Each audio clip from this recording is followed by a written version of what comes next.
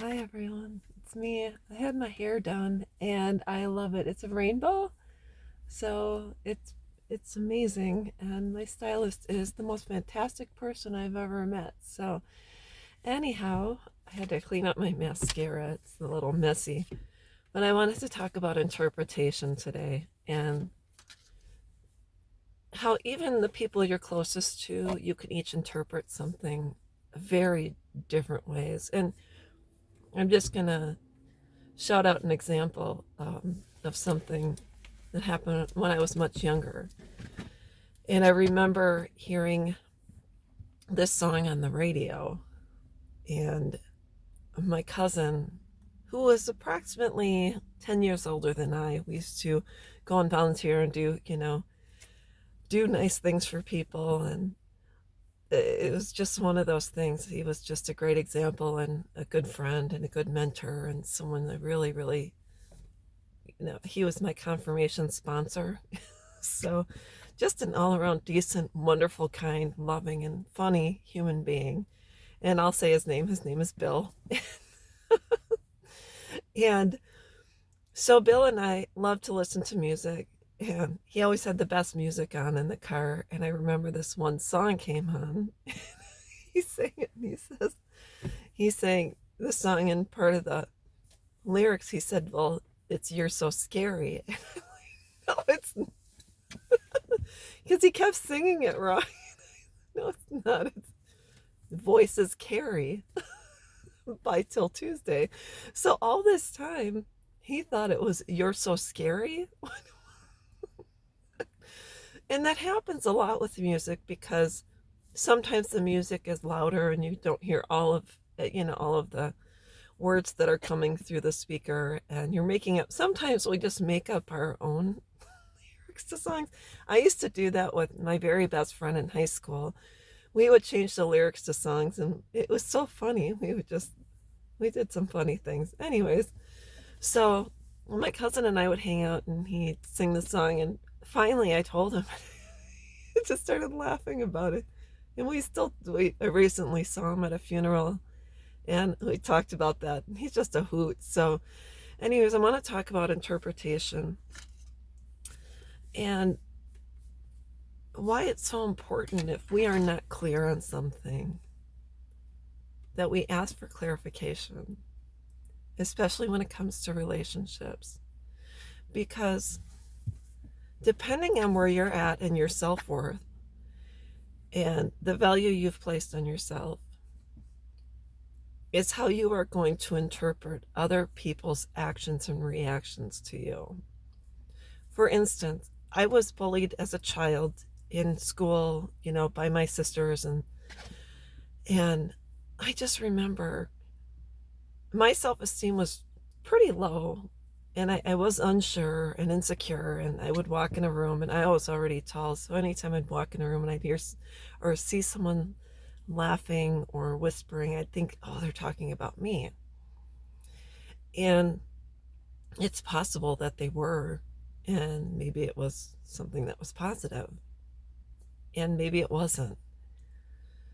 But at that point, am I supposed to walk up to someone and say, hey, are you laughing about me? Are you talking about me? And chances are, if they were, they're going to say no. And if they weren't, they're going to say no. So either way, you're not really going to get a direct answer from someone who is not very kind. So I want to talk about interpretations, especially when it comes to relationships, and what you should do if you are not clear and what your partner has said or texted or communicated with you, and how to go about talking with them and saying, I don't really understand, and I'm really not on the same page with you right now, and we're seeing things different. Can you help me to see it clearer? And it's easier said than done, because sometimes we would rather just take what we heard and not ask someone for clarification, or try not to, or if, like in my cousin's situation, the words that he was singing weren't correct, but sometimes it's hard for us to say, hey, by the way, it's really it's really this and not that. And so all I know for me is now that I'm with someone where there is a level of communication where I can ask for clarification, or I can say, I wasn't clear on that. Can we discuss it further? I'm with someone that is safe and is open, and most important, is okay with me revealing an answer that I know to be factual and true without taking offense or without letting his ego get in the way and anything along those lines. So in the case where we are hearing third-hand information, where the information is being interpreted from one person to the other, and in school they used to have us sit and sometimes in a round, in a circle, and they'd have the first person in the circle, the teacher would say something to them, it was a phrase or a sentence, and then they would say it to the next person, and by the time you got to the end, it was totally different from what she had even said. And that's because either maybe someone's hearing wasn't as clear.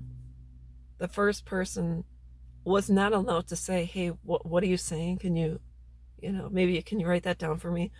But it just shows you, in families, in social media, in the world, in relationships, it is very important to ask for clarification so you can be on the same page with the person you are with. It's just to express yourself to someone, to say, hey, if we can clear this up, that would be fantastic, because I'm seeing that we're not seeing things the same way, which is causing a disconnect in our relationship. And that happens in intimate relationships as well. People aren't clear about their objectives, their hopes, their dreams, their wishes, their wants, etc., because they're afraid if they tell that person what they want, that person might not stick around. So it's very important to be clear. It's very important we ask for clarification. And that's all I had to say. So that's my idea of interpretation, is ask, clarify, have them write it down. If you're not clear on something, have them pull up a diagram, have them pull up, make sure that you don't walk away feeling unsatisfied, or that you are still not clear on the situation, because it is going to be unresolved, and the last thing you need is an unresolved clarification in your relationship. So that's all I wanted to talk about right now. I hope everyone's having a good day, and we'll talk with you soon. Bye-bye.